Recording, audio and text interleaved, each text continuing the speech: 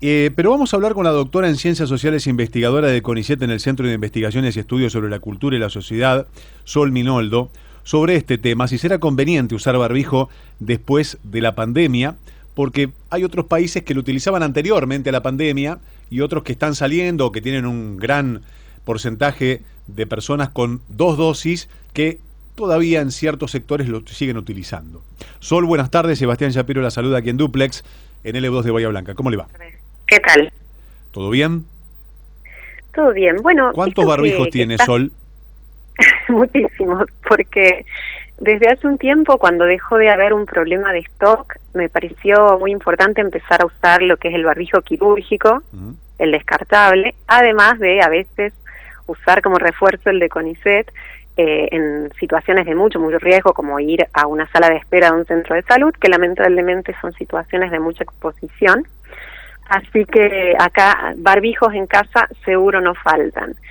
Y con respecto a esto que estás planteando, yo pienso que una cosa que podemos hacer para responder a esa pregunta es mirar un poquito lo que es la historia de las sociedades y la forma en que las diferentes pandemias y epidemias que azotaron esas sociedades fueron dejando instaladas ciertas conductas, ¿no? Conductas que de alguna manera favorecieron que haya menos transmisión en el futuro. Por ejemplo, la epidemia de cólera, los distintos brotes de cólera que hubo en la historia, llevaron a que incorporáramos el lavado de frutas y de verduras antes de comerlas, y es algo que quedó más allá de que ya no haya cólera.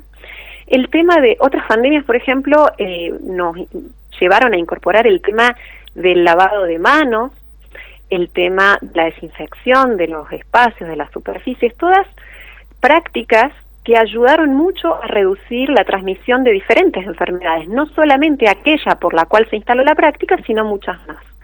En el caso del barbijo, nos hemos encontrado con una enorme reducción de las enfermedades que se transmiten por vías respiratorias, principalmente en invierno, y eso posiblemente nos pueda llevar a reflexionar que seguir usando el barbijo en determinadas circunstancias, incluso aunque logremos que el coronavirus sea una enfermedad marginal entre las que podemos llegar a contraer, podría ser beneficioso, ¿no? En ciertos lugares, así como bien mencionaban, se hacía en países asiáticos que ya han tenido pandemias de coronavirus diferentes con mayor impacto de lo que fue esas mismas pandemias en nuestro país, ¿sí? Y que tienen incorporada esa cultura de la prevención en espacios públicos, sobre todo si son espacios cerrados.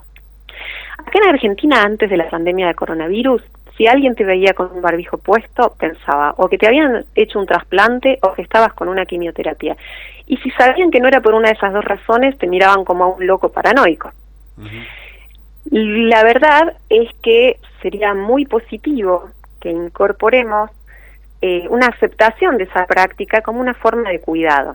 Entonces, a lo mejor justamente en las salas de espera, a lo mejor en los transportes públicos, en algunos lugares que son especialmente riesgosos en invierno.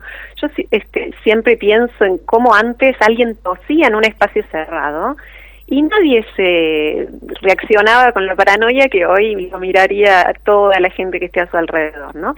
Y sin embargo le podía transmitir enfermedades no tan graves, evidentemente, pero enfermedades que podemos evitar. En niñas también sería muy positivo, es el tema de las enfermedades respiratorias, es muy negativo, pero además nos encontraría con más preparación para afrontar una eventual pandemia que ahora ya sabemos es una posibilidad siempre, ¿no? Entonces, así como en los países asiáticos esta práctica ya instalada les dio una cierta ventaja, esta junto con otras, ¿no? Unas ciertas ventajas para saber cómo lidiar con la pandemia, posiblemente esta experiencia nos deje algunos hábitos que sean fáciles de retomar o de sostener y que si un día aparece otro desafío sanitario nos encuentre mejor preparados. Bien. Sol, muchísimas gracias por su tiempo y también por este panorama tan claro que nos ha brindado.